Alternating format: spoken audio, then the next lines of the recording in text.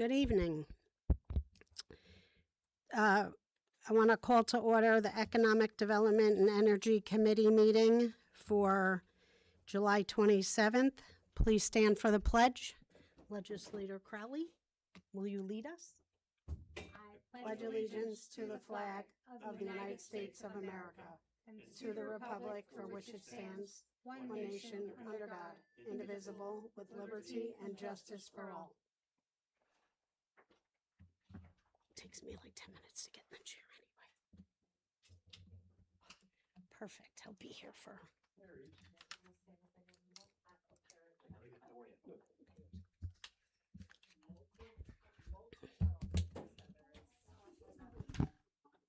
Roll call, please. Legislator Crowley. Present. Legislator D'Angelo. Present. Chairwoman Russo. Present. Thank you. We have an approval for, the acceptance of minutes for June 29th. If everybody's okay with that. And then our item number 4 is approval for the designation for Putnam County Tourist Promotion Agency for the Department of Tourism. And we have Director of Tourism, Tara. Would you like to join us, please?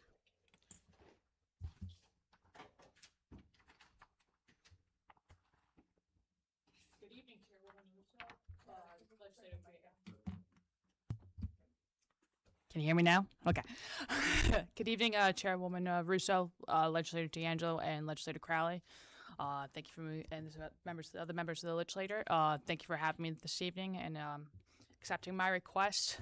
This is just our annual request that we do every year. Part of the grant application process for funding for the state with Empire State Development, the I Love New York program, we need to obtain a resolution approval from the county designating us as the Tourism Promotion Agency, the TPA. This resolution, the only language change is just the effect date, which would change from December 31st, 2026. The new date would be December 31st, 2027. Everything else is the same language. Great. Any questions from the committee? Any fellow legislators? Yeah, thank you. Could you just review for us? I know it's a multi-pronged funding stream. Is it half county, half state, and any other funding streams that come into play at all? For this program, it's a split 50-50 grant. And what things is there any differentiation between the items that the county funds can be spent on as opposed to the state funds? So in it, for instance, is there are there any restrictions on state funds that our matching funds might be able to be spent on that state funds won't be? When the grant application, you will follow by the rules set by I Love New York. So the grant application, the split funding between the state and the county have to follow I Love New York rules. That's it. So the funding on that line, that's part of the mutual fund from the county, can only be applied based on what the state approves. That's it. So the state would have to approve the spending of our county funds? It is a mutual grant fund split, half and half. So it's only approved by the state, nothing more. Okay. So the county cannot approve it. Anything that we use, when we're using the funding from that line for purposes for promotional aspects, we get that approval through the state.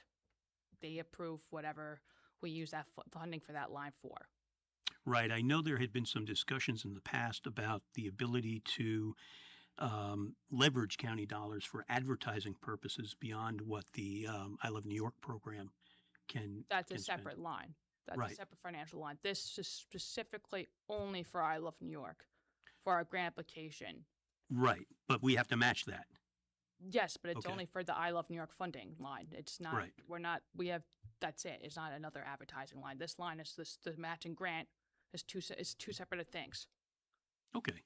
So is there an ability to spend county dollars on the matching portion of the county dollars on things that are outside of what the state funding dollars are?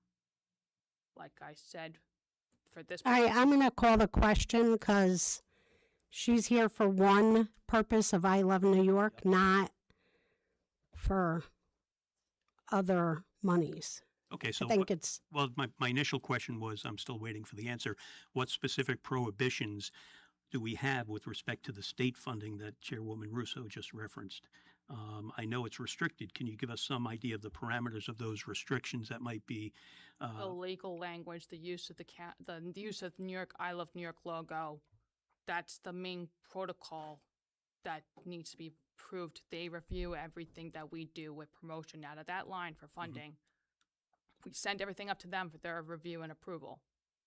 So they review all the ads, they review our commercials, they review our radio ads, they review anything that we're utilizing from that specific fund for that purpose. Anything that we're not using the non-matching funds, we don't need their approval.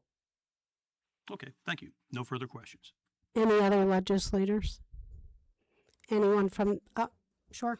Just one more clarification. I know, and I know the answer to this, but just for everybody's edification. So the I Love New York funds have to be used outside of Putnam County. Is that correct? And ads outside of Putnam County. And the purpose of those funds is to get people to travel into Putnam County and spend their tax dollars. But we can also use from our advertising line, from other advertising lines that are not designated, we can use that funding as well to not just promoting to our local residents for local publications. We can use that funding for outside the county as well. But this line, when we're using strictly for the purpose of this resolution to get deemed Tourism Promotion Agency to get the grant application funding for the matching fund grant with I Love New York, they approve it and it has to be utilized for outside purposes. So it could be just even to promote in Westchester, as long as it's not being just produced for just. Okay, thank you. Thank you. Anyone from the public? All right, that hearing nothing else, I will make a motion to accept. Second. All in favor? Aye. Aye. Thank you, Tara, for coming in. Thank you. Thank you for all you're doing. And then item number 5 is the unemployment report. It's just an FYI. Looks pretty stable. Any questions? Any other business? Seeing we have none, I make a motion to adjourn. Second. All in favor? Aye. Thank you, everyone, for coming.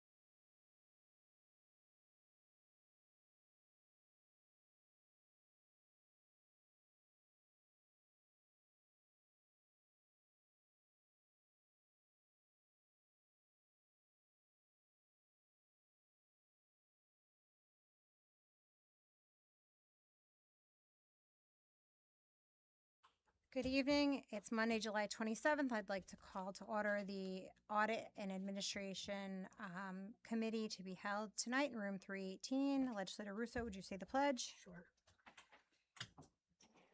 I pledge allegiance to the flag of the United States of America and to the republic for which it stands, one nation under God, indivisible, with liberty and justice for all. Move your name down. Oh, sorry. We want to know who you are. I'm sure you know. So I'm going to make a motion to do two things. To accept other business item 12. Oh, sorry, roll call. I apologize. Present. Present. So I would like to make a motion to accept other business, item 12A, as per Sarah and Marlena's request. And I'm going to, second, Second. and to go out of order. Come on up. Quick point of order. Is the matter we're going out of order on with respect to We can leave it open throughout the meeting. bowling balls and apple trees? How did you know what my question was going to be? I know what your question is. Okay, but my question is the thing that we're going out of order for with respect to the food insecurity item that was filed out of, or that was put forward by Legislator Montgomery? It is, and the meeting was at 5 o'clock, or to follow this meeting, and we're following a timely schedule. They requested if they could be moved out of order because they have things that they have to do, and I'm asked in granting what they asked. Okay, And Legislator Montgomery is not here, I so we understand. can leave it open till the end of the meeting, but let them present first. there might be questions that the sponsor of this legislation has for these people, and We'll leave it open till the end of the meeting. if I could though, I'm a ex Ex officio officio member of member. this. Who do I make a point of order to the chair? My point of order is I'm a member of this committee and I don't accept going out of order, and I believe you need a unanimous vote to do that. And I can't vote, so therefore I still haven't acquiesced to it. I am, We can defer to council. I'm not allowed to vote.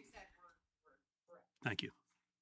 Right, but you can't vote. Right, but I'm not voting. I'm just not, you need a unanimous vote to go out of order, and you don't have that. Laura and I can call for a vote now. Well, you have to get all members of the committee, whether they're ex officio or not. Is that true, Chair? Or It's in the legislative Legis manual. Council? I have all rights Ex except to officios, vote. I don't think but you can't for vote, so then it doesn't hold water. It's except to vote, so you wouldn't be able to hold a vote, so it would be Laura and I voting. So I'd like to call the question to go out of order. All right, keep, You don't have a unanimous panel either. right. You don't have all members present. So we can just leave it, huh? Sure, Legislator Goldman, I would like to appoint you. It's my understanding that the chair of the legislature appoints committee members, not the chair of the committee. Dan, you're right. No, my point is being fair. You've got somebody who proposes And legislation, this meeting has been on the calendar for 2 weeks. but it's been advanced to 5 o'clock, 1 hour earlier than all of our other meetings in the last 4 days, business days. Yes. Everybody has been happy about that because they are. Well, apparently somebody didn't know about it because she was quite surprised, and I don't blame her for not being here on time, because this move to 5 o'clock was made on Thursday of last week, less than 3 business days ago. Down on Thursday. It sure was, because that's when I requested a full meeting. And so, yes, to be fair, the person who sponsored this legislation might want the benefit of We these can two, leave it open on the table. but they won't be here. They have. Would you like us to wait until Legislator Montgomery gets here? It's up to you. I didn't know she wouldn't be here. Nor did I. Requested it. And to be fair, this meeting was rescheduled less than three business days ago, when all of our meetings habitually start at 6 p.m. Well, audit will be starting on Monday is at 5 o'clock or following. And I think she's walking through the door right now. So all this was a waste. No, you did it on purpose, but we knew that. Well, that's okay. No, it's Michelle. Okay, so we'll move through this. That was quite a spectacle. So we Thank you, did the ladies. roll call, we did the acceptance of minutes. FYI is going to be the board and revenue report.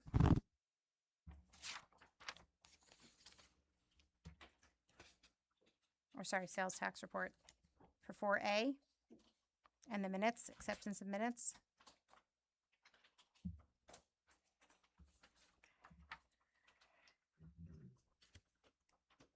Review the board and revenue report. Any questions from the committee, legislators?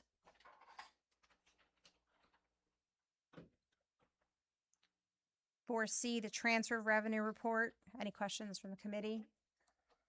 Nope. 4D, Subcontingency and Contingency Report. Any questions from the committee? Nope. Legislators? Public? Okay, we're going to move on to agenda item 5, which is the correspondence from the Commissioner of Finance. 5A is the approval of budgetary amendment 26A055 from the sheriff for funds received from New York State Sheriffs Association Inc. for Drew trainings for overtime, also reviewed and protective, item 12. Do we have any questions from the committee? Any questions from legislators? Any questions from the public? Do I have a second? Second. All in favor? Aye. 5B is the approval of budgetary amendment 26A056, Sheriff, reclassify revenue funding streams, also reviewed and protective, item 13. Any questions from the committee? Nope. Any questions from legislators? Any questions from the public? Do I have a second? Second. All in favor? Aye. 5C is an approval of budgetary amendment 26A057, Sheriff Insurance Recoveries from Incident, also reviewed and protective, in the amount of $822.50. Zero fiscal impact. Any questions from the committee? Legislators? I would just like to give another shout out to our risk manager, Matt Bruno? Matt Bruno. He's been very diligent throughout his tenure here in recovering for us as the taxpayers insurance recoveries. That oftentimes in the past hasn't been something that going way back the county focused on, and I'm glad to see that he and his department are doing that. So just some kudos to him for that. From the public? Make a motion to accept. Second. All in favor? Aye. 5D, approval budgetary amendment 26A059, sheriff funds received from U.S. Capitol Police for overtime security at Lawler Town Hall event in April. Also reviewed and protective. I don't know if I should recuse myself from this one.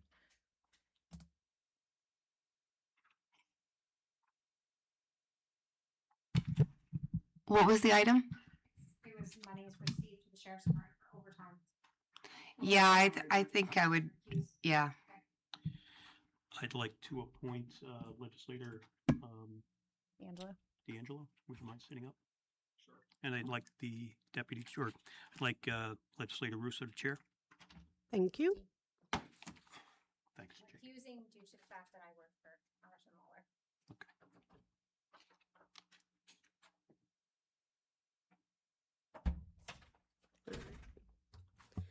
Okay, so I'd like to get approval for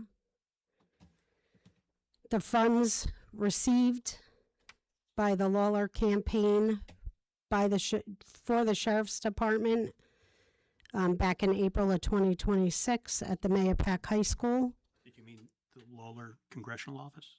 Lawler Congressional Office. Thank you. Do I get can I have a second, please?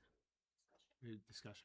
Oh, second just- to discuss, yeah. Second to discuss, and then we discuss, yeah. Second. Any other committee members? Discussion? Anyone in the public?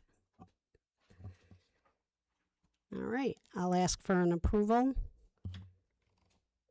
I was looking for a number. Oh, I'm sorry.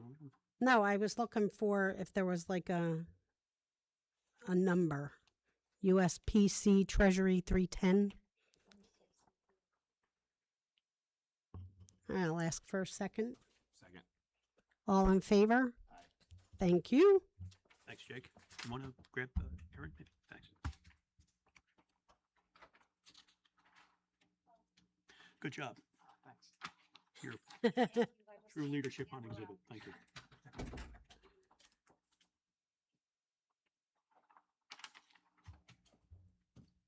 Um,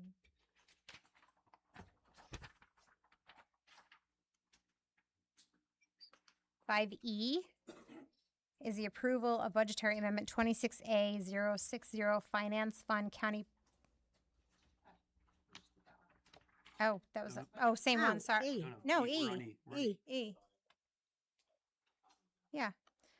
That Fire was D. training, Fire Training Center Communication Security and Access Control Capital Project, also reviewed in physical. $75,000 is the fiscal impact for 2026, 0 for 2027. Any comments from the committee? Comments from legislators? Public? Do I have a second? Second. All in favor? Aye. It looks funny. It's okay. 5F is the approval of budgetary amendment 26A061, Finance amend 2026 CHIPS County Capital Project budget to equal New York State budget, also reviewed in physical. This is the amount of $618,608.52. 0 fiscal impact for 26 or 27. Anything from the committee? Anything from legislators? Anything from public? All in favor, or do I have a second? Second. All in favor? Aye.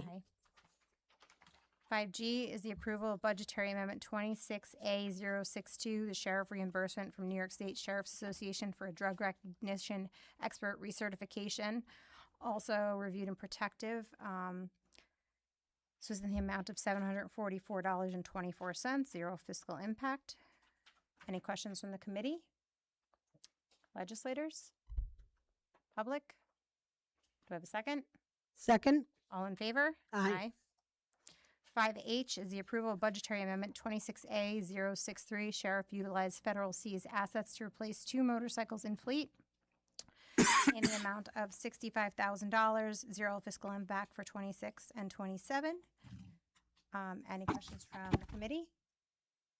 Any questions from legislators? Any questions from the public?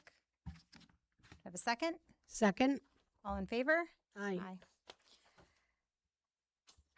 5I is the approval for budgetary amendment 26A064, Legal Aid Society, pass-through award from New York State Department of Criminal Justice for aid to defense, also reviewed and protective in the amount of $128,000, $428, 0 fiscal impact.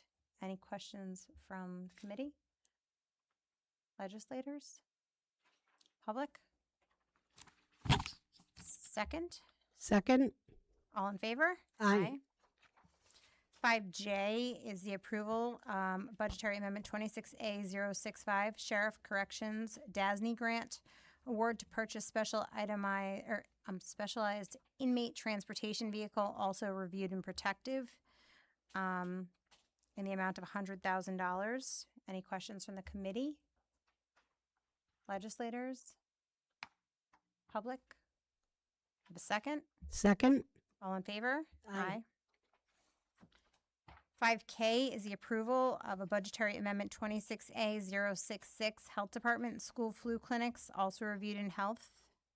This is in the amount of $11,520 in 2026, 0 in 2027. Any questions from legislators? Public? Do I have a second? Second. All in favor? Aye. I'd like to make a motion to accept additional on 6. Second. All in favor? Aye. So this is an approval for a fund transfer from 26T146 Finance, the MTA Road, Railroad Station Maintenance. So the additional, yeah. Do you want, Legislator Montgomery, do you want it read into? Thanks.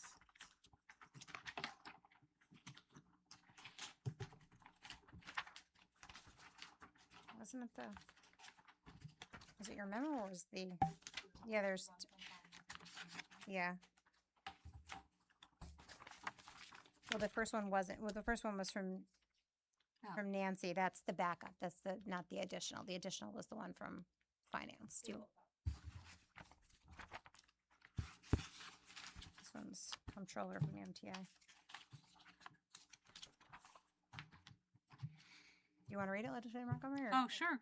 I mean, I think It's up to you. I think it was Legislator Regan who had the questions. You all had some questions about this Well, transfer. it does say as a Legislator Regan's verbal request Okay. last night. So but it when was- he texted me and was questioning, and it's so, we have a great resource. I think I'm on.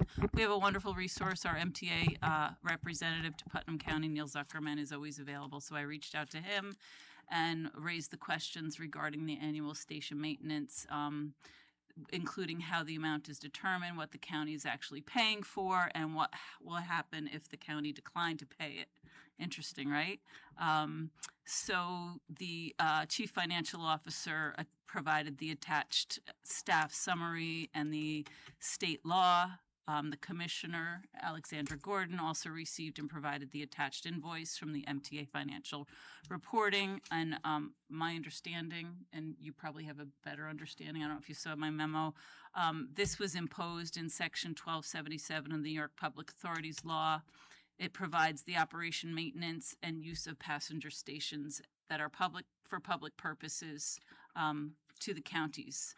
So the covered costs include the station buildings, the appurtenances, the platforms, the lands, the adjacent approaches. The law establishes the base amount for each county, and that was established in 1999. Putnam County's statutory base amount was $618,619 for each year thereafter. The prior year's bill is adjusted upward or downward according to the Consumer Price Index for urban wage earners. Is this, for me anyway, but for the April 1st through March 31st, 2026, April 1st, 2025 through March 31st, 2026 billing period, the applicable CPI increase was 3.7635%. That increase Putnam's bill from $1,220,798 to $1,266,742, an increase of over $45,000. That same calculation is applied to New York City and the other affected counties. Total billing for all municipalities for this period is approximately $221.8 million. The MTA invoice is dated May 31st and payment is due by September 1st. What would happen if we didn't pay? The law does not appear to permit the county to avoid the obligation by withholding payment. Instead, the MTA would basically certify that the unpaid amount to the state comptroller would then withhold equivalent aid to municipalities. So, That's the answer. yeah, I don't think I need to read the rest of it. Do you? Thank you. That's No, a lot. I just wanted, of- you brought up, you had the additional on there, so I just wanted to give you Thank the you. opportunity to speak. All right, any questions from any legislators? We could go down to the, if I may, we're more than welcome to go down to any MTA meeting and stand before them and talk to the board and watch the buzzer go off after 2 minutes. Been there. Any questions from any other legislators? Any questions from the public? One more comment. Legislator Montgomery. I really appreciate our representative Neil Zuckerman's rapid response and quick information that he provided, as Alexandra's response too. Thank you for being here. We appreciate you. Do we have a second? Second. All in favor? Aye. Agenda item number 7 is the fund transfer 26T153 DPW Donald B. Smith Building, 3 renovations, also reviewed in physical. This is for preschool and EI buses in the amount of $405,803.04. And I believe there were some questions on this, but it was reiterated that it was savings, right, from the busing not being used as much. Yeah, it was the saving from the EI preschool buses. They had a surplus. They didn't need all of the buses, so they just we transferring the money to the new capital project for equipment, internet security to run the lines, and to do the needed work to support the veterans museums, the parks, and all of the places where cell signal is just really not great over there. Perfect. Thank you very much. Any questions from the committee? Legislators? Public? Do we have a second? Second. All in favor? Aye. 8 is approval of fund transfer 26T170, finance the reclassification from account clerk to senior account clerk as of June 1st, also reviewed in personnel. We've discussed this. Do we have any questions from the committee? In the amount of $3,336.14. Any legislators? Public? Do we have a second? Second. All in favor? Aye. Agenda item is just a signature, but approval for signature is a fund transfer 26T174 mini PCs to run Merlin Core camera feeds, also reviewed and protective, item number 20. I had a question on this. Do we need any licensing? I know that the licensing is for us, but do we need anything signed off by law to have that license to get these computers?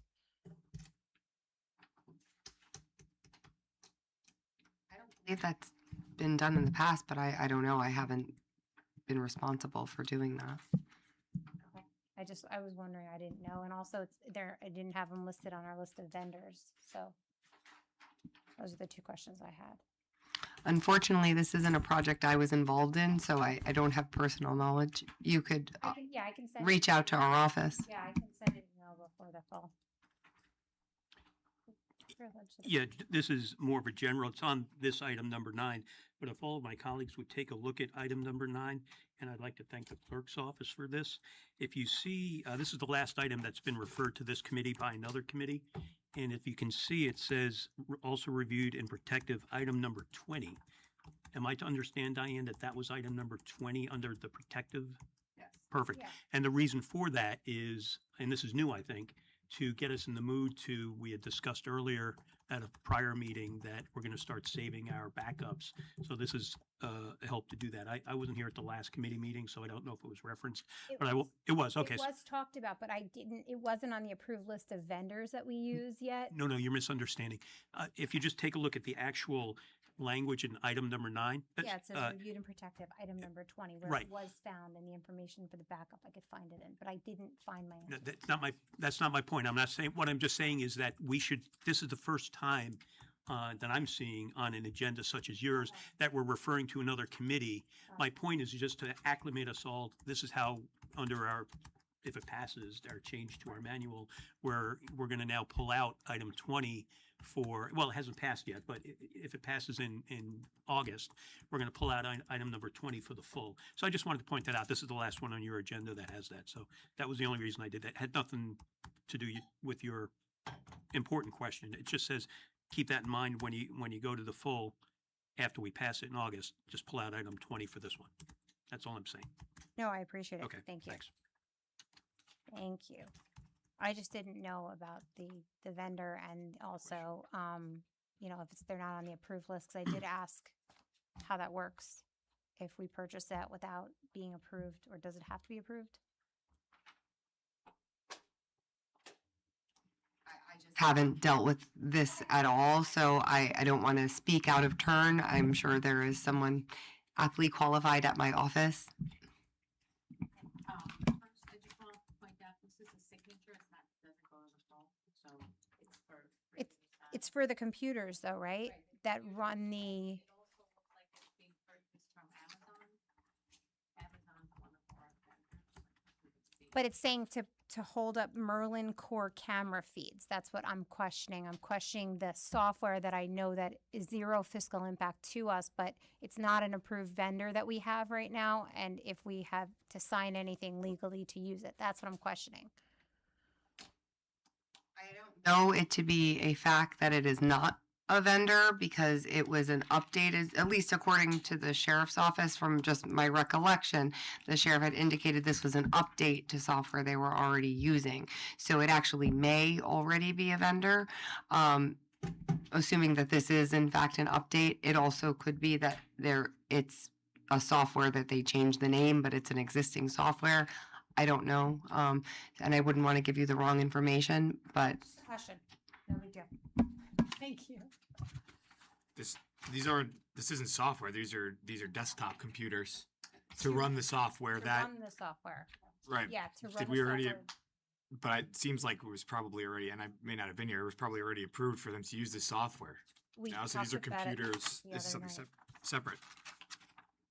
So Merlin Court was brought in from Westchester County. We talked about it, and it's of zero cost because it was built into real-time crime. So I'm just wondering if we have like the background behind it, like there was more to it than that during the, maybe if you watch the Protective Services Committee, it'll explain it a little bit more. I have no problem with it. I know that there's usually a approved vendor list that we use. And sometimes there's just an agreement that we sign with the software, even if it's zero fiscal impact. Am I wrong, Chairman? Well, it could be state contract too. Maybe they got it off a state contract, which. I don't know. Yeah, I I'm don't just know. asking. Yeah. Just because it's not on our vendor It's list. a simple Yeah. memo, not a big deal. Okay, for a moment, it sounded like we were talking about the software itself. I see this to be us buying computers. I just wanted to make sure that I just didn't know if I was missing something here. No, I was talking about because the Merlin Core is something new that they were talked about using Axon previous, and they had switched over to Merlin. And that's what I guess prompted them to buy the computers, was because they were able to now basically take or see the whole campus, and they also have school safety that they're able to take over as well.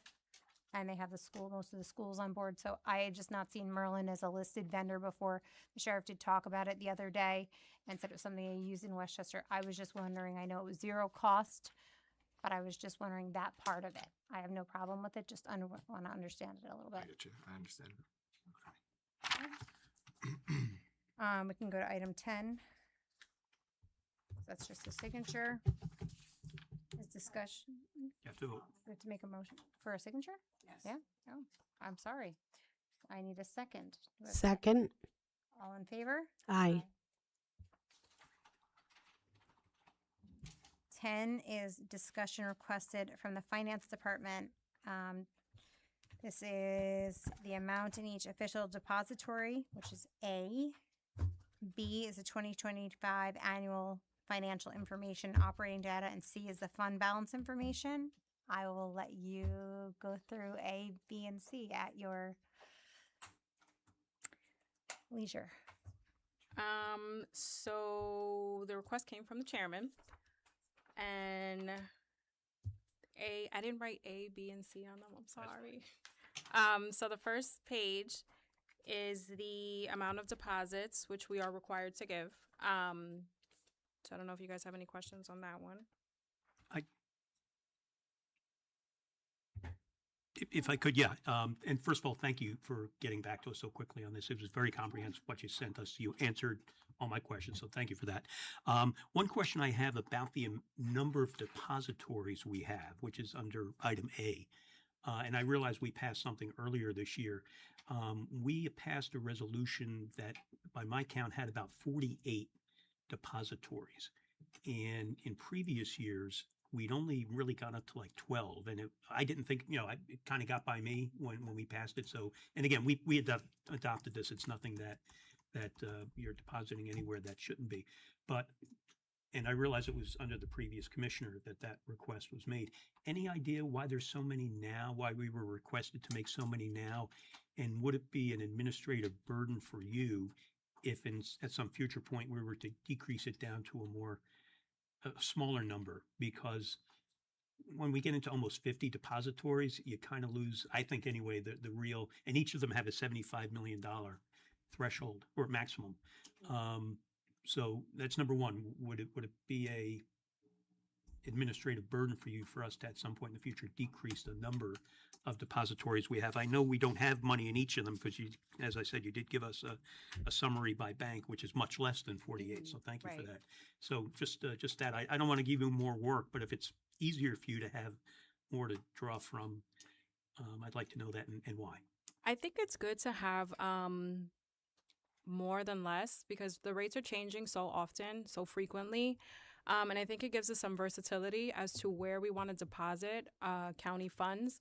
You know, it gives us a greater spread to see who has the better interest rate, who's offering a better return.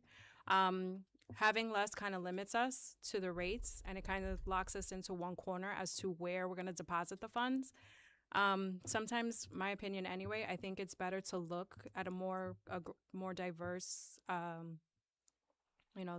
list, for lack of a better words, to see where the best place is to go and to compare rates. Sometimes we bounce right now APR rates off of one bank, and sometimes a different bank will match it. So if we're really working to, let's say, invest with Tompkins Bank, use them as an example, and they're giving us, 3.6. We also have Muni Trust on the list, and Muni Trust is offering us 4.6. Sometimes I say, hey, Tompkins, Muni Trust is offering us 4.6%, and they match it. So I don't really think it's a burden, but I do think it's a good thing for us to have more than less. Gives us more versatility. Thank you. That was on A, B, and C. Yep. You're good on all Well, three she just went through A. questions? No, I she know. just went through A. No, I'd be interested in hearing her thoughts on B and C as well. Okay. The commissioner's thoughts on B and C as well. B is our annual financial report, which we submit to the comptroller's office. It's quite a few pages. It's unaudited. It's in draft mode. Not sure if anyone had any questions. I don't have a question about the efficacy of it. And I do realize it's unaudited, but I could be mistaken. Did we get a copy of that?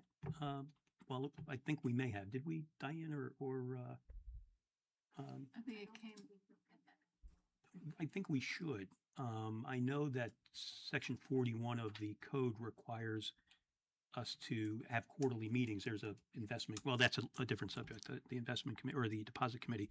But if we could get that as it's filed with the controller by, I guess has to be by April 30th.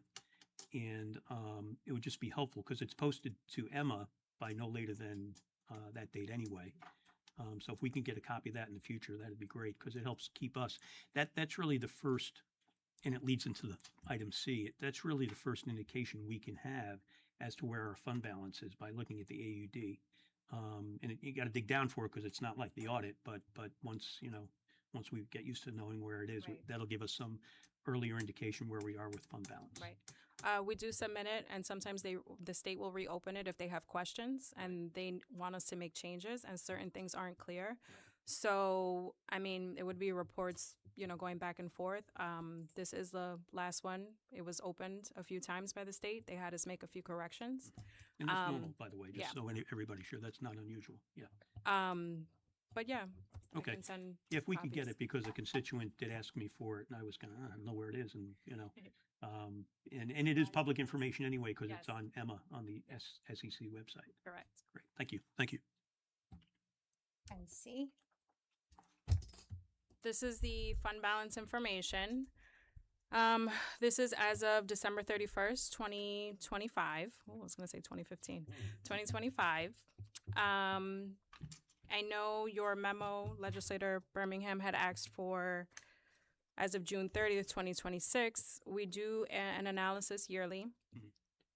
It's very hard to get an analysis on paper for June 30th, 2026. As the unassigned fund balance and the fund balance accounts, there's a lot of moving parts. We're still making journal entries. Revenues and expenditures are still coming in. So we basically have to do a mini close every month to get a balance for June 30th, 2026. I did, however, my stack of papers, print what we do have, an unassigned fund balance, which is different from the report. The restricted and the assigned, they usually don't change. So this is actually most current. And yeah, not sure if anyone has a Another question about the analysis. I know you had a few other questions relating to this.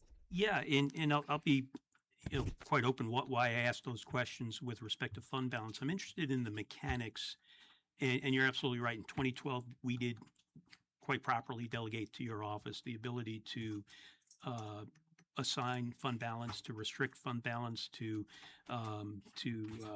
assign fund balance for future years. But what's the mechanism? In other words, is it an email in your office as far as to our auditor, or how would, so for instance, I'm just looking at the end of 2024. We had, in subsequent years expenditures, we had, for instance, retirement at $5,500,000. It's in our audit.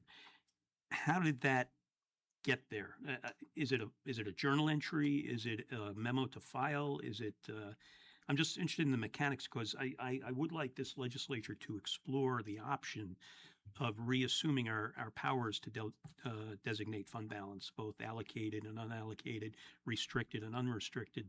GASB 54 allows us to do that, and it's no criticism certainly on your leadership or Bill's. I've said that to Bill when he was here.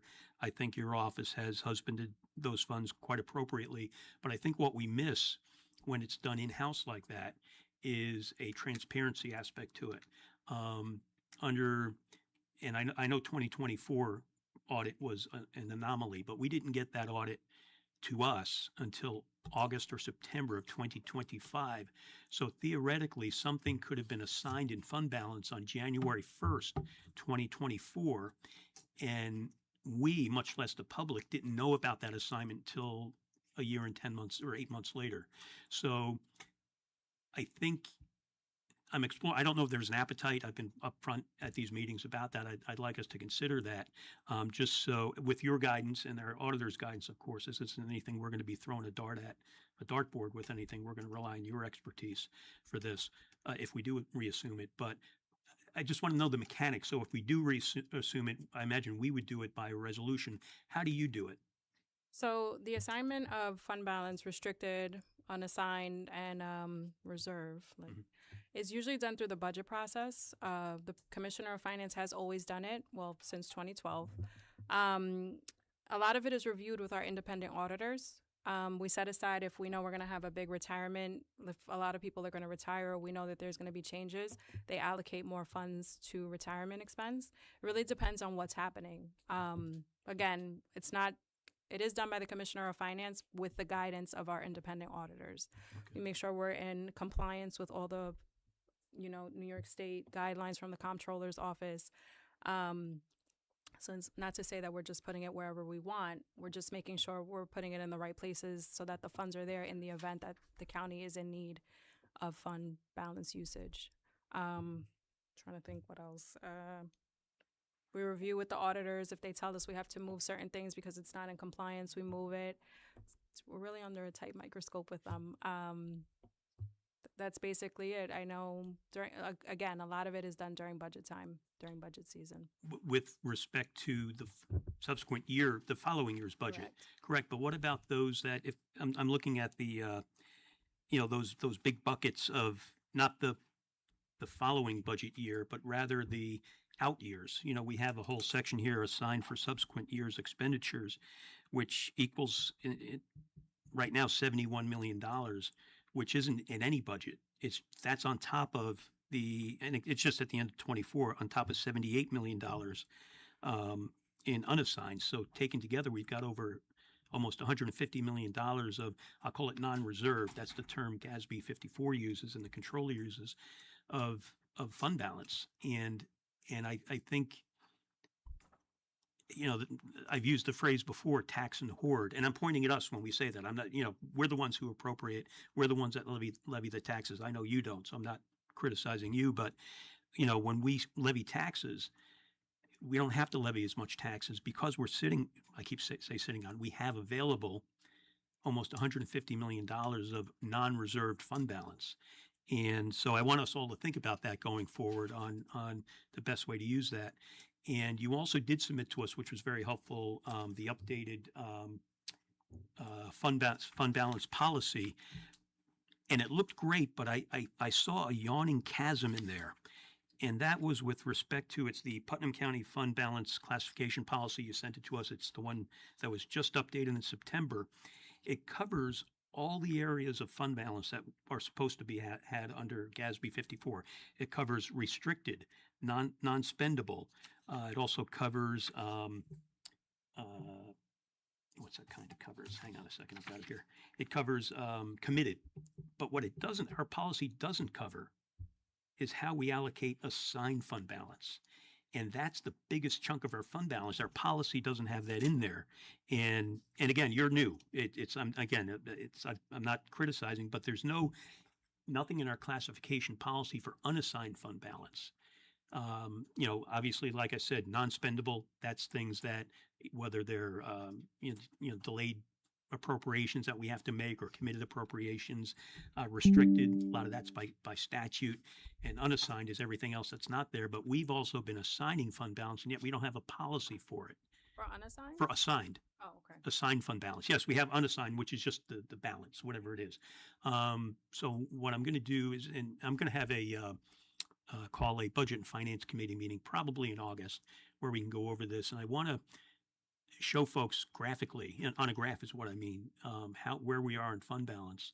And I know you no longer work with the Controller's Office, but they came out with an audit back in December of last year, auditing the Steuben County, their fund balance. And they were the finding of the Controller's Office on that is that county's fund balance was of such that they should, one of their recommendations was fix your fund balance and don't have so much, essentially. Mm-hmm. And I think those numbers are going to pale in comparison to ours. I think if we were to be audited by the state controller, they would view Steuben County as the more prudent one than us. But I'll get more numbers on that. And it's unfair to me to say that because I just pulled this off the internet tonight. So I'll give it to you if you want. But it's something that we have to be careful of because the controller has criticized other municipalities, whether they're counties or fire districts or towns or villages, not school districts, because school districts are capped at 4%.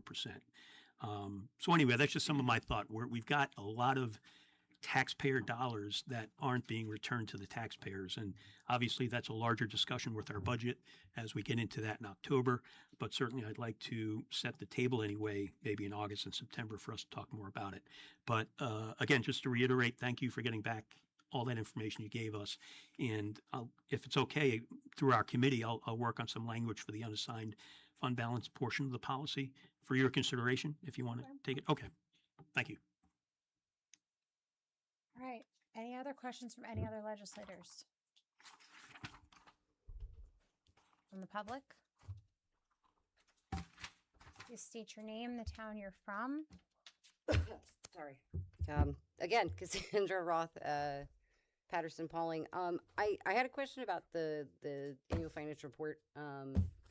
On does that get, I know the legislature will get it, but does that get published to, so all the years past, right, are published to the county website or their searchable, findable public? Reason I ask also for this year was, part of, I won't get into that, I know it's later on the agenda, the Soil and Water District audit is seeing in years past, the Part A was listed as a revenue in the general fund for the county of all of our Part A money, and expenditures and expenses in general fund was listed all of our Part C money, dollar to dollar, which seems not correct. So I just would love to know if it's possible on when that 2025 AFR, whether it's audited or non-audited, specifically because the former Commissioner of Finance, I know when we were trying to get the information, said it wasn't completed because they were waiting on the auditor to sign off, the independent auditor sign off on the annual financial report. So when would the audited version be complete? For the AFR Yeah. or for the actual audit report? For both, if I could So ask. the AFR is with the state. If they have no further questions, then it should be good to go. Okay. I actually have to check if they put it online. I'm not sure if the AFR is don't. put online. They just say whether you filed it or didn't file it. Okay. But again, as Legislator Birmingham mentioned, it is available online on the Emma website, so you could get it there. But yeah, I can double check and let you know. Okay. And then the audited, so is it like the county submits to state comptroller the annual financial report and then the independent auditor just signs off on it later? So yeah, it has to agree to their audit report. So it's subject to have changes after the fact as well, which we then have to resubmit to the state of New York. And does that come back before the legislature, or that's just like an internal? I don't know if that has ever come before Was that the eight? the AFR. If they request it, most certainly I will give it. I don't know. We get the CAFR. Okay. so- I mean, the CAFR is essentially the audit. Right. Yeah. So I'm not 100% sure. Again, anything that is requested, I will supply. I know you mentioned even with the fund balance that you got it late last year. If you need it, I will supply it. But yeah, I don't know if it's been posted before, and I don't want to say yes, and it hasn't. I would have to look. I have no idea what they did last year or the year before. And then there was only one other question, and these are questions because I don't know. In the financial, what was it, the official depository, and like that change, it said something like that essentially Commissioner of Finance could just make a phone call and it be so. Is that like for any investments or securities or things like that? Like, is that the standard, or was that new? Yes, what happened, there's two different things I'm talking about anyway, which fits into what you're talking about. One is we delegated to the Commissioner of Finance the ability to assign fund balance. That's under separate regulations. What you're talking about is our deposits and our investments. That's covered under the General Municipal Law, Sections 10 and 11. And in that, we as a legislature can and have designated with respect to Section 10 depositories, which is that resolution we passed 2 months ago.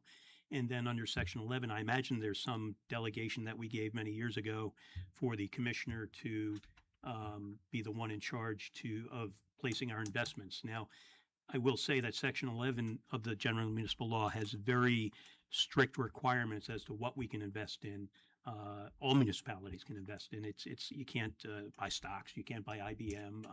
It's very, unlike a lot of states, New York is very restrictive. So the short answer to your question is yes, it's strictly from my understanding, it's strictly the purview of the commissioner, and that instead of her coming here telling us what the interest rates are, we only meet once a month. It gives her the timely flexibility to perhaps sometimes play one bank off the other, and I could see the value in that as far as, we're getting this amount from that one and this amount from that one.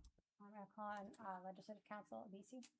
I think what she's referencing is that in what you had we had passed, which you had mentioned, changed the number of accounts.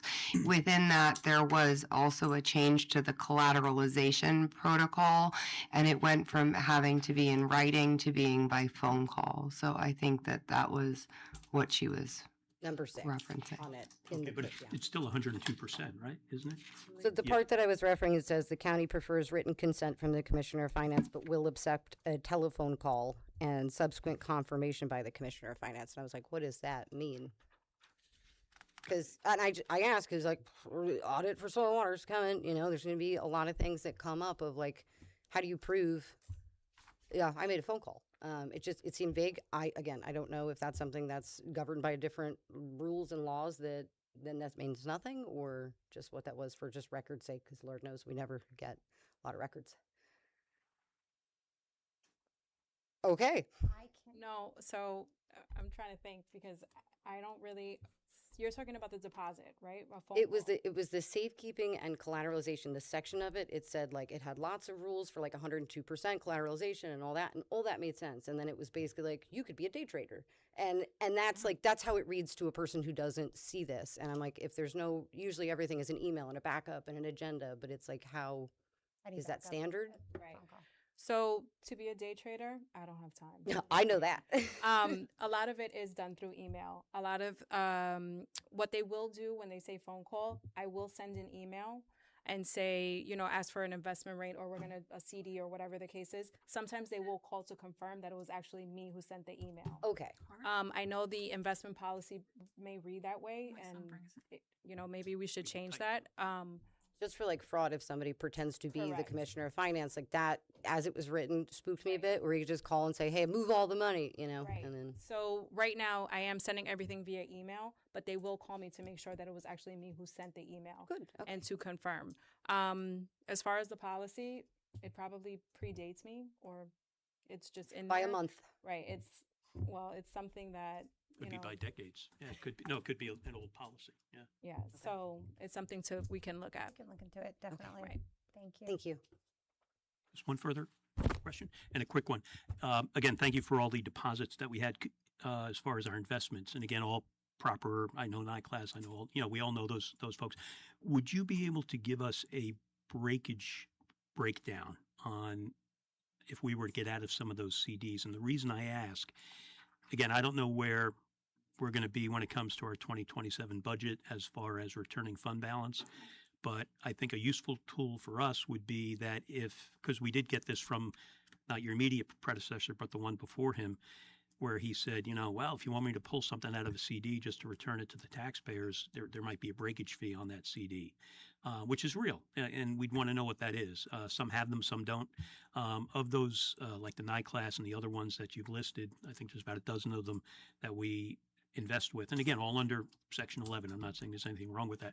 And breakage fees are certainly appropriate. If we can get an idea of that as well, because there's really an appetite among the people I speak to anyway outside that we're sitting on a lot of money and a lot of taxpayer dollars. And I'd like to see us really lower the tax levy next year.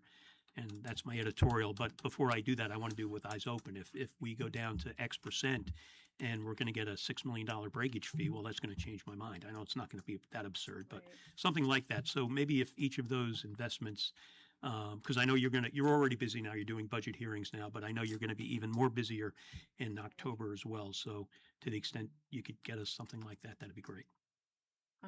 Okay. Thank you. Thank you. Any questions from any other legislators? Any questions from the public? Okay, that was just for discussion. We have item 11, which is an FYI for guide rail and property damage. It's confidential, so please review. And thank you to Matt Bruno for continuing down this journey. We have item 12. I'd like to make a motion to accept for discussion, and I also had a secondary printed out, so I don't know if Beth would it be 12A and 12B at this point, because it was Legislator Montgomery's resolution that we had printed out too. So 12A and make a motion to just accept and discuss 12A and 12B. Second. All in favor? Aye. Sure, of course. She changed my resolution. I just had it, no, I had it printed out. Oh. I had it printed out for you. Okay, thank you. Commissioner Servadio and Marlena, how are you? Sorry. Thank you for staying. So would you like to go over this?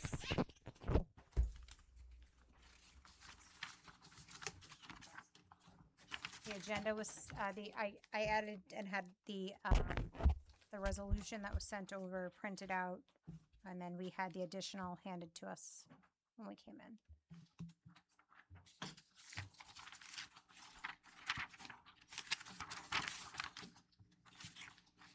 Would you two We are not here for presentation. We're just here to answer questions. answer any So, questions? Okay. Whatever we can do. Legislator Montgomery, this was yours. Originally, I was going to put it at the beginning of the meeting because of time's sake. Oh. Usually other businesses at the end. Well, I had spoken to them earlier to get them in and out, so I was going to move it, but we are. That would have been hard for the other people who are. I was going to leave it open on, involved. I was going to leave the conversation open, so Okay. but Appreciate it, thank you. There's a lot of stakeholders involved with this, so. So with this, I read through it a little bit. I have some comments, but Legislator Montgomery, this is your Sure. proposal and your resolution. So if you'd like to talk us through it, you can go ahead. Sure, is the memo attached to it? No. The memo should be 12A, no? Oh. We're referring to the second one that we just got where the resolution is 12B. I don't know what I'm looking at. Can I see your 12A? No, we don't have 12A. should just But use it. my memo has all the relevant information. I sent it twice to the legislature. There. No, it's not the budgetary, it's actually the memo that goes along with the resolution. but it came with the budgetary as well. So there have been discussions regarding this food insecurity issue since last year. The legislature had an initiative to put $150,000 in subcontingency stemming from the food insecurity issue stemming from the SNAP crisis.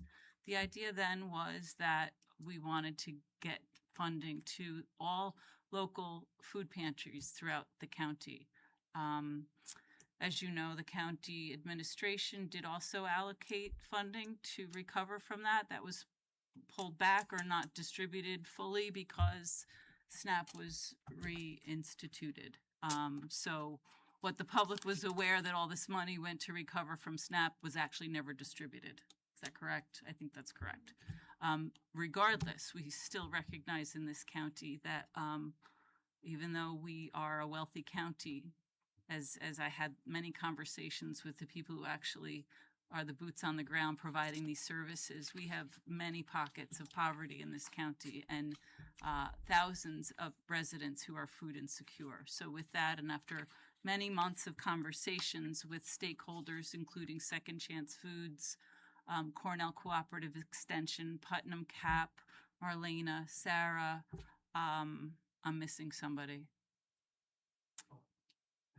DSS, OSR. DSS, OSR, all of them. Everybody was involved in this conversation. It was really robust, and I loved this open dialogue that we had. And with those conversations, we landed on this resolution, which allocates funding, the $150,000. As you know from our last conversation when we did this, we had no mechanism to provide funding to food pantries directly from the county, but Second Chance Foods does and Cornell Cooperative does. So therefore, with this resolution, we're allocating, because we already have contracts in place with those organizations, and we already have the guidelines that orchestrate those contracts. We don't need any more administrative oversight because it's already within the contracts that exists. What we do need to is distribute this $150,000 equitably throughout the counties. So we established $100,000 to Cornell Cooperative. And as you can read in the resolution, it's pretty self-explanatory. What can I point out?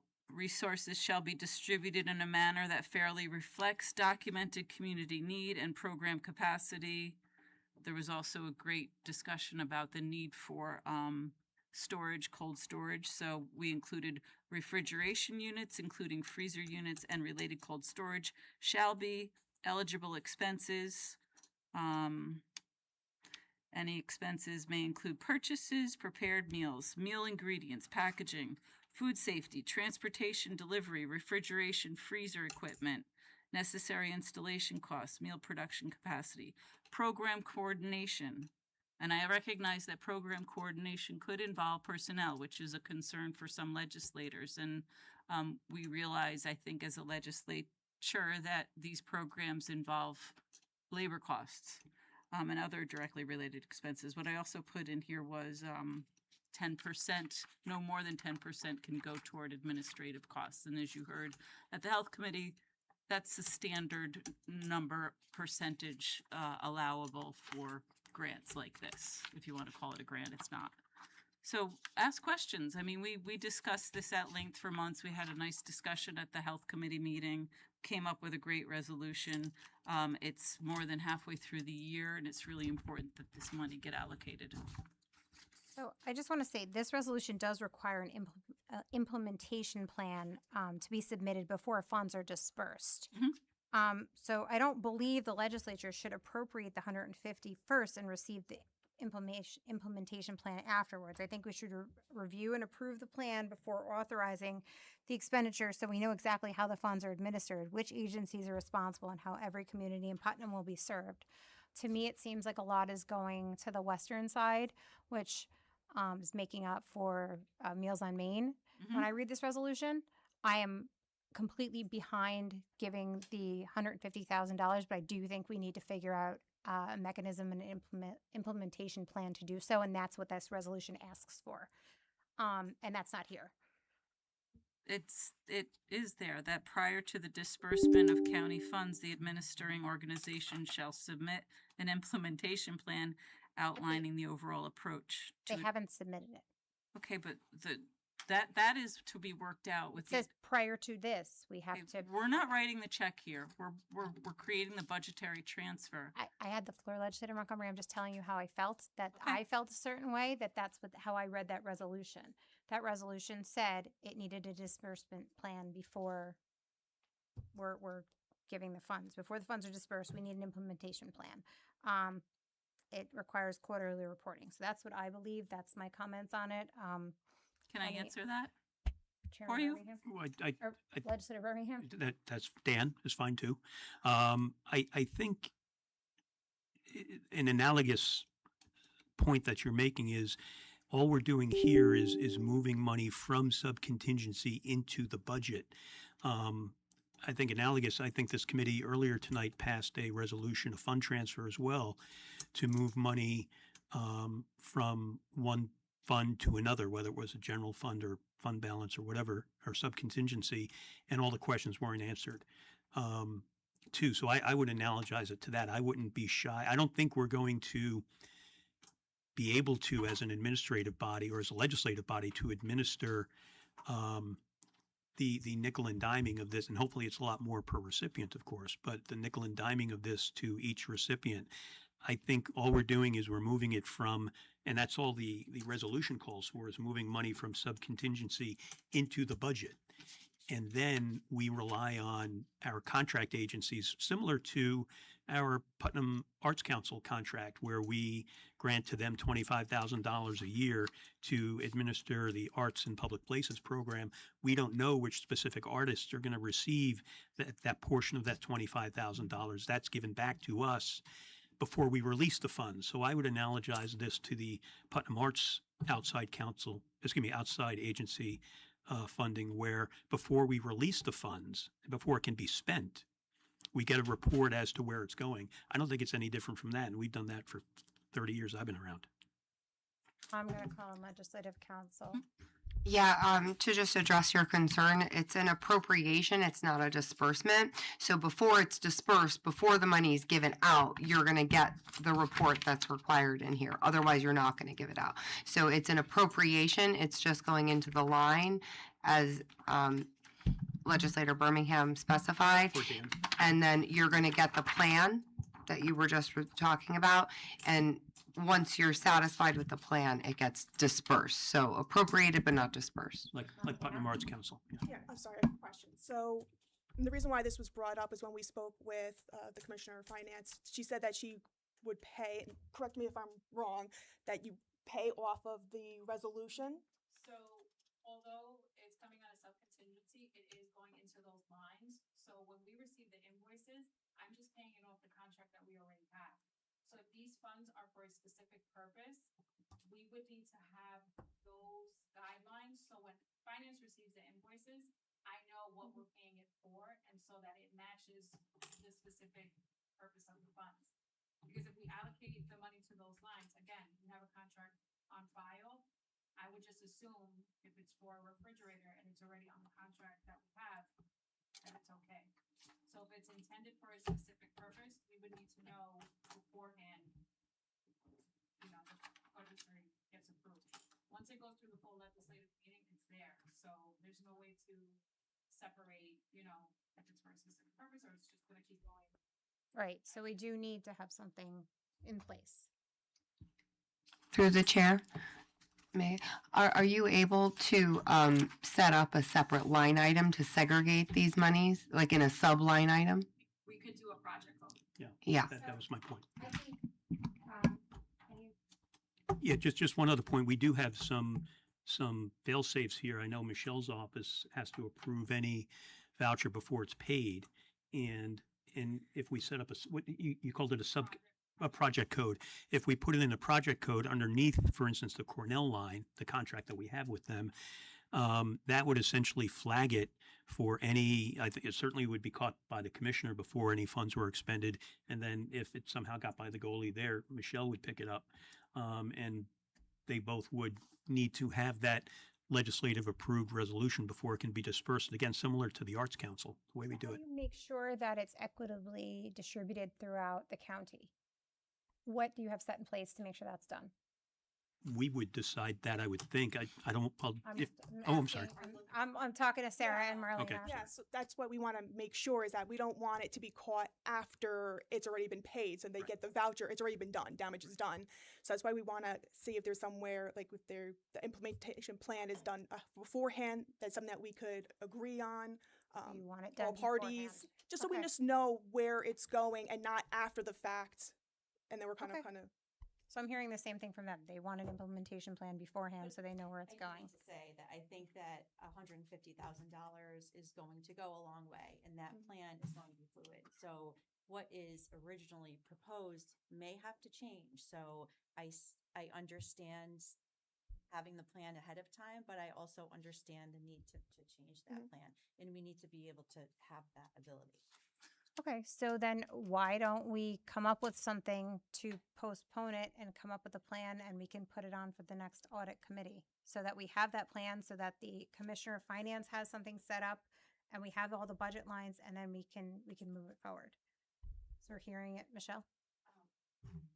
If this gets passed, a contract amendment would take place, so whatever the verbiage is in the resolution, it would be in contract, so that's our state, state place where we won't spend something that's not acceptable. Legislator Montgomery? All that was taken into consideration when this was written, so it's fluid and flexible so that it can be placed within the contract, and it's fluid, and it clearly says, I think in the resolution, equitable doesn't mean evenly throughout the county. If we want to do that, we have CAP on this side of the county, we have Second Chance Foods on this side of the county, we have the Office of Senior Resources on this side of the county, we have social services on this side of the county, all organizations that provide services like this to residents, mostly of Mayapack, Carmel, Patterson in this district. We lost the Meals on Main program. It's still delivering to this side of the There's a county. new grant, right, that's funding it? I don't know. There is. There's not a grant that's funding it. There's no, with the big beautiful bill that your boss passed, Nancy, it have some disappeared. decorum. It disappeared. Have some We no decorum. longer have that funding. There is a state So- grant that they got because who was it? Back to the topic. This resolution took into account the consideration that this is a fluid program. It may change based on need. The needs change constantly in this county, and this resolution allows for this. This isn't micromanaging the Second Chance Foods, for which we already have a contract, or Cornell Cooperative. This is giving them the opportunity to expand the programs that they already have, that they're in great need of expanding. If you've talked to Second Chance Foods, they really need to expand their Bountiful Meals program. It serves the senior population. If you talk to Cornell Cooperative, nobody knows the food pantries better than them and distribution to them. So, this late change in this, I think it's like, of course, we would want the Office of Senior Resources and Social Services to have an administrative coordinating role for the program. They should definitely be able to review the implementation plan. I don't feel the need to micromanage that. I want to see it after the budgetary is transferred out of subcontingency. Let's get some of these monies out of subcontingency. We're already halfway through the year. We can, with their coordination with Second Chance Foods and Cornell Cooperative, they have the ability to monitor the work, review the invoices through the normal contract process, which already exists. I'm not comfortable putting language giving the administration control or approving this spending. This was a legislative initiative. The resolution already has quite a few checks and balances built into it. It directs the program through the county's existing agreement with Cornell.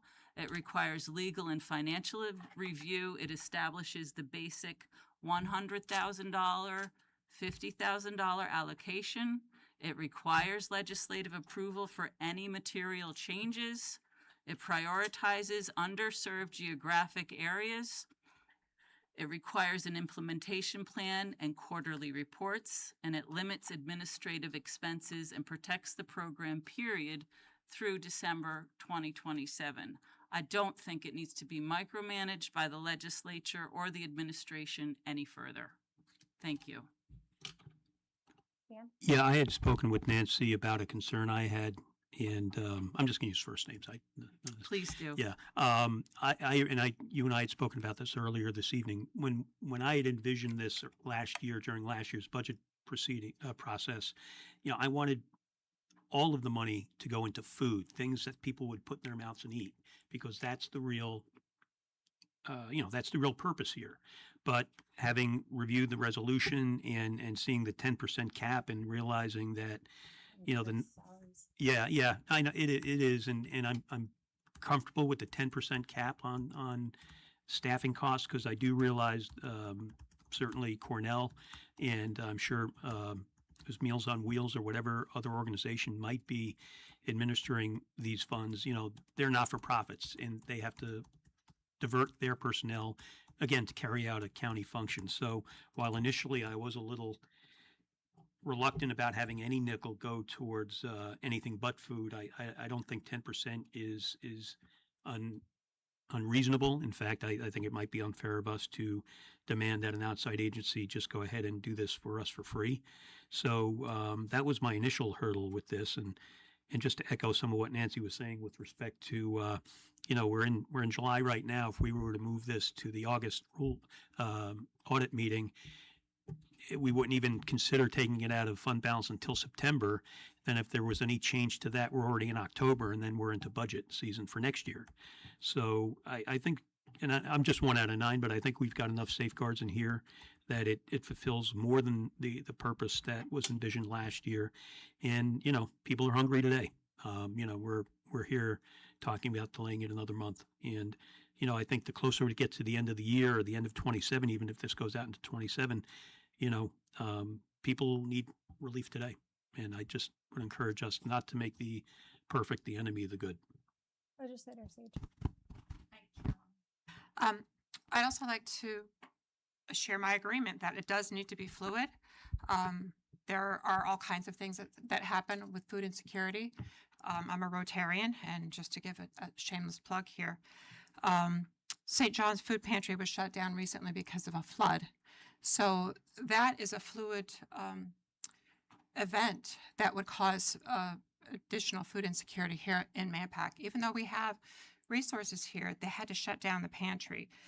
We do have, our Manpack Library is in desperate need of, we have a non-perishable donations being accepted at the Manpack Library, and they are in desperate need of donations because of the shutdown of St. John's Food Pantry. And if you've ever been to St. John's Food Pantry, they have lines around the building. I mean, it's a huge need here. We have a large population in Manpack, so I do agree that it needs to be fluid and it needs to serve people who are hungry here in Putnam County. Marlena. So I hope my point didn't come across as micromanaging. I just want to make sure that there is, and it doesn't have to be like, 5,000 is going to here and so forth. It's more just making sure that it is distributed without prejudice, and that we also have a say in it. And like I said, just so we have I don't know, we are not legally, but it's, both of us are in here that we have an opinion that, I don't know when the implementation plan goes through, like who is that approved by, just the legislature? I think that's my point, is that there needs to be more conversation here a little bit, and I'm also seeing it from the interim commissioner of finance, and I'm seeing it from you. No, am I not? Yeah, you need a plan. So I'm hearing a lot of that. I'm willing to call a special audit meeting just on this. I don't mind doing that, but right now I'm gonna make a motion to postpone this resolution because there is no clear implementation plan. While I support addressing food insecurity, the proposal lacks sufficient detail on how the funds will actually be administered and distributed. does not clearly identify the role, if any, the Department of Social Services or the Office of Senior Resources will play, despite both agencies being serving these populations. In addition, the proposed allocation appears to direct a disproportionate share of funding towards the western side of the county without clearly demonstrating the distribution reflects county-wide need. Before appropriating $150,000, I believe the legislature should receive a detailed implementation plan, clearly defined agency responsibilities, and a transparent allocation methodology to ensure these funds are distributed fairly and effectively throughout all of Putnam County. So, do I have a second? Second. All in favor? Aye. May I just make one comment? Sure. Just to go off of what Dan was saying, I would ask that this be addressed sooner rather than later. Sure. Because we are coming into the fall and into the No. Sarah, I have no problem calling a special audit at any time. I just think that it sounds like it needs to be talked about a little bit more. I want the commissioner or the interim commissioner involved, Marlena, to feel comfortable too, and the other agencies so that it's equitably distributed. Okay, it's Legislator Montgomery? I think Sarah couldn't finish her sentence, but maybe she was getting at what we as a county are going to be faced with in October 2026, which is, sounds like this is going to be basically when this pittance is going to be released. But in October of 2026, because of the big, beautiful bill, we're going to be faced with a crisis here with SNAP benefits. So I'm not sure if anybody's aware with that, but you can study it. yes, I will be coming in August to give you guys an update. Yeah, and whatever is done here tonight can be undone at the fall. Thank you very much. Any other business? Should go get Seeing online. no, I make a from the motion to pantry. adjourn. Motion to adjourn, second. All in favor? Aye. Her husband's- All righty, we got a special full lightning.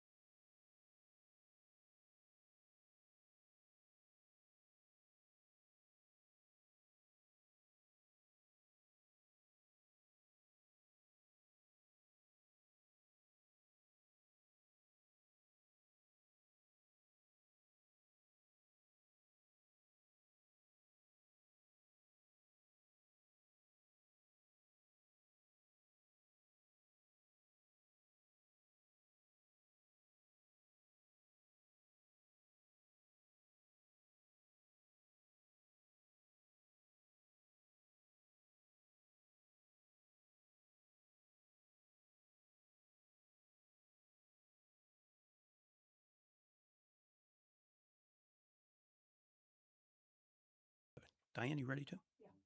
Yeah. All righty, good evening. Welcome to the special full meeting of the Putnam County Legislature for July 27. I'd ask everybody to please rise for the pledge. Jake, would you lead us? I pledge allegiance to the flag of the United States of America and to the republic for which it stands, one nation under God, indivisible, with liberty and justice for all. I would ask the clerk to call the roll, please.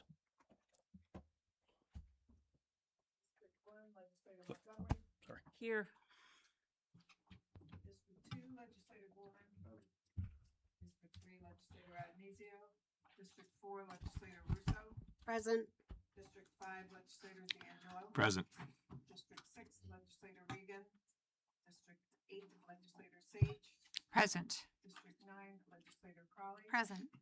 District 7, Chairman Birmingham. Here, next item on the agenda is our legislative prayer. Did we hand that out or no? No. Well, that's because the Reverend Regan isn't here right now. He's usually our He's our prayer. prayer. But we'll all ask each other to thank us all for being here and that we all may conduct our business in a professional and collegial manner.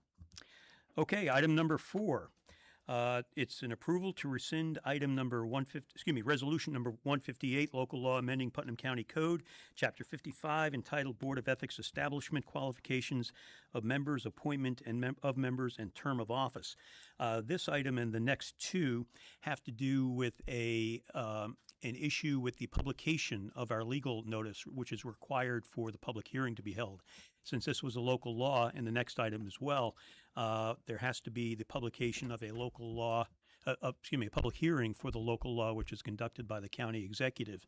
Our law department and our clerk's office were diligent in getting the language of the local law to the one remaining paper we have here in Putnam County, and followed up a couple of times. Unfortunately, there was an oversight that was not the county's doing, and it wasn't able to be published in time. There's a certain statutory period when these notices have to be published, and I think it's emblematic of the fact that we have so few local newspapers, not only here in Putnam County, but throughout the nation. There just seemed to be a dying breed, and we used to designate every year 3 newspapers so that if this happened, we'd be able to rely on one of the other 2.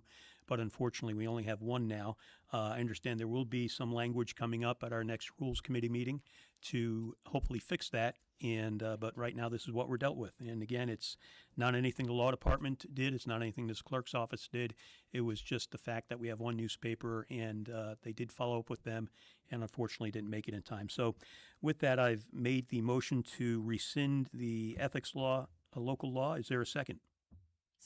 Second. Any discussion on this matter to rescind that resolution?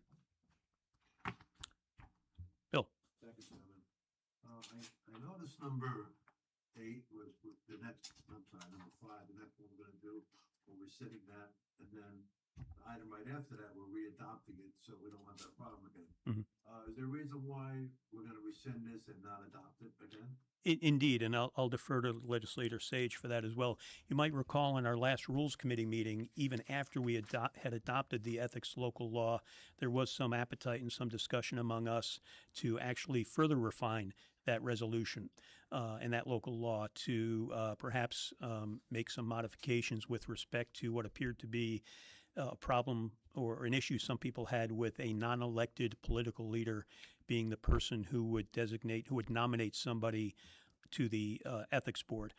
Seeing that this matter was still going to be under discussion going forward, we didn't think it would be fruitful for us to re-adopt the ethics law tonight, just to have it again, amended, not 2 weeks later, whenever your next Rules Committee is.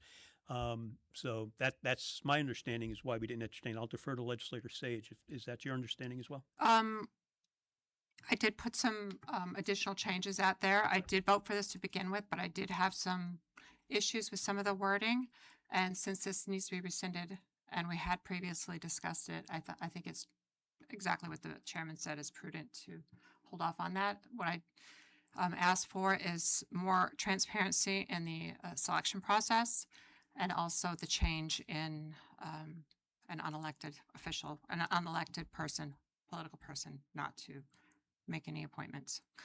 And I specifically made changes to recognize that these are nominations, and the final authority of any appointments to the Ethics Board is in the hands of the 9 legislators on this particular board or the next one.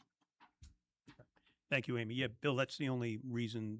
This will be coming up again, pretty much the same form with those minor. The next Rules Committee meeting gonna be up for a vote? I would hope so. I'll defer to the chair on that, though. I remember at the full, when we passed this, some legislators were saying we were obstruction, this whole process, trying to delay the process because, we want to get it done now, but some don't want to get it done. We're kicking the can down the road. And, I agree, we need a ethics board, but I don't want to kick the can down the road anymore. So if it's up for a vote in the next Rules Committee, then that's fine. But if it's not, then all we're doing is obstructing the situation, kicking the can down the road, really not wanting this to occur. And in the back of my mind, I'm looking at the Legislative Council situation that we went through many months ago, and it didn't pass because there were one or two things that there was some issues with, and we haven't had a discussion since then. But everyone agreed that we needed a legislative council, but we're the legislative council. So if we do this independent legislative council, and we, Yes. hopefully we vote on it in the rules committee and then we move on. Thank you. We're going to put you down as a definite maybe then. Okay. I voted for it last time, I but there know. were issues with it. So, Actually, I think you voted against it last time. But anyway, legislator, I did vote Carol. against it. I appreciate it. I'm good to hear that I'm glad that hopefully we'll be fixing the situation of the newspaper, the dying newspapers. Unfortunately, it's very sad, but hopefully we'll fix that. But also glad to hear that we're revisiting this. And I hope that moving forward, we don't just jump on things because we have to do it. Let's just do it right and get it done the right way instead of making decisions hastily. That's it. good point. We keep coming back to things. This is any further legislative discussion. This is a full legislative meeting, so therefore, this item has been discussed in the past, so therefore we don't have any public comment at this point. So with that, I'd ask the clerk to call the roll. Again, this is for rescinding resolution number 158 of 2026. Legislator Adnesio, Legislator Crowley. Yes. Legislator D'Angelo, Yes. Legislator Goulman, Yes. Legislator Montgomery. Yes. Legislator Regan, Legislator Russo, Yes. Legislator Sage, Yes. and Chairman Birmingham. Yes. Motion carries. Thank you. Item number 5 is rescinding resolution number 159, local law, the Taxpayer Transparency Act. I'll just say ditto on that. It's the same reasons that we're rescinding it. Again, it was a publication deadline that was missed due to no fault of the county. I'll make that motion. Is there a second? Among anybody on the legislature? Second. Legislator Goldman. Any discussion on this one? Yes, Legislator Crowley. As per request from the public and a legislator who can't be here, can everybody turn on their microphones, Yes. please? I'm sorry. Mine's on. Can they still hear me? Or? Bill, I think it's yours. It's yours, Bill. Okay. Bill. Your microphone, is it on? And Diane? Oh, Yeah, it his is on. Okay. Huh. All right. Okay. Lean in. As Laura says, lean in. Lean in. There you There go. you go. Lean in. Lean in. Okay. Thank you, Legislator Crowley. Any other discussion on this to rescind resolution number 159 of 2026? Seeing none, I'd ask the clerk to call the roll, please. Legislator Adnesio, Legislator Crowley. Yes. Legislator D'Angelo, Yes. Legislator Goulman, Legislator Montgomery, Legislator Regan, Legislator Russo, Yes. Legislator Sage, Yes. Chairman Birmingham. Yes. Motion carries. Thank you. Item number 6 is to readopt the local law Taxpayer Transparency Act, which is the one that we just rescinded. Again, the only reason we're readopting this is simply for publication purposes. Madam Clerk, you can confirm that this resolution has not changed in any way since we adopted it earlier this month. Okay. Yes, we have not changed it. Any discussion on this matter? Seeing none, I'll ask for a roll call vote. Legislator Adnesio, Legislator Crowley. Yes. Legislator D'Angelo, Yes. Legislator Goulman, Legislator Montgomery, Yes. Legislator Regan, Legislator Russo, Yes. Legislator Sage, Yes. Chairman Birmingham. Yes. Motion carries. Thank you. Item number 7, it's pursuant to Section 2C3 of the Legislative Manual, a resolution authorizing the chair to appoint a special committee to review the proposals received in connection with RFP number 02-2026, Putnam County Soil and Water Conservation District Fund Special Audit. I'll move it for discussion. Is there a second? Second. Second, Legislator D'Angelo and Legislator Sage.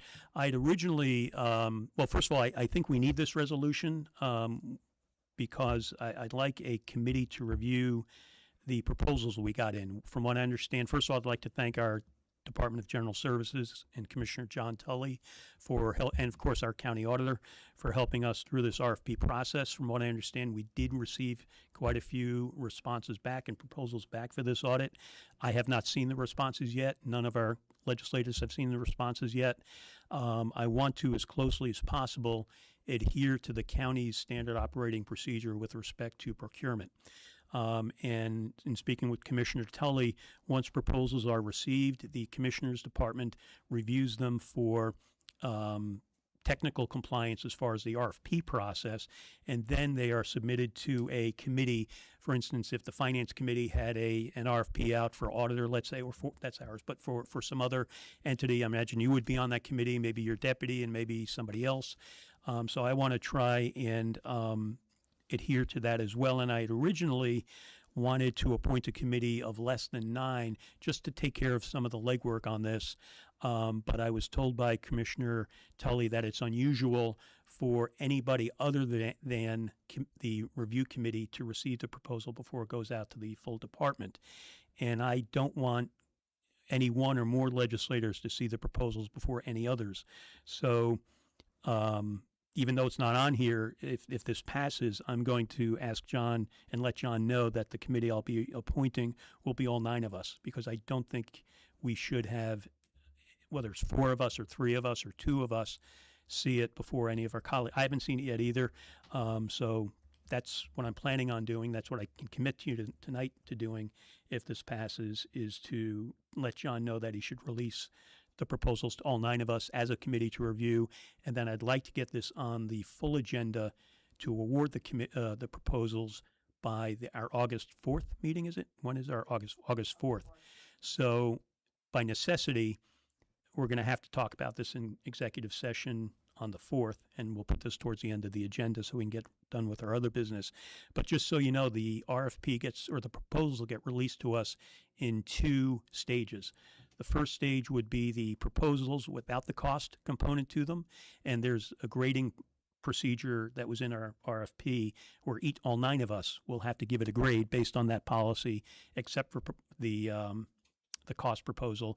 Then once we send those to John, I'd like to try and get him in maybe by Friday at latest, or maybe Thursday by late. What day is today? Monday?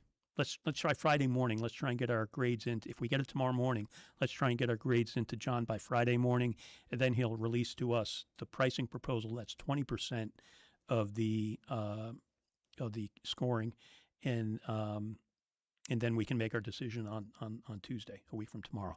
So it's been moved and been seconded. Is there any discussion among my colleagues as to the process or anything else about the proposals? I can't speak much to them. I haven't seen them, but I've been told that we did receive a good amount in. No? Okay, roll call vote. Legislator Adnesio, Legislator Crowley, Yes. Legislator D'Angelo, Yes. Legislator Goulman, Legislator Montgomery, Yes. Legislator Regan, Legislator Russo, Yes. Legislator Sage, Yes. Chairman Birmingham. Yes. Motion carries. I'll make a motion to adjourn. Is there a second?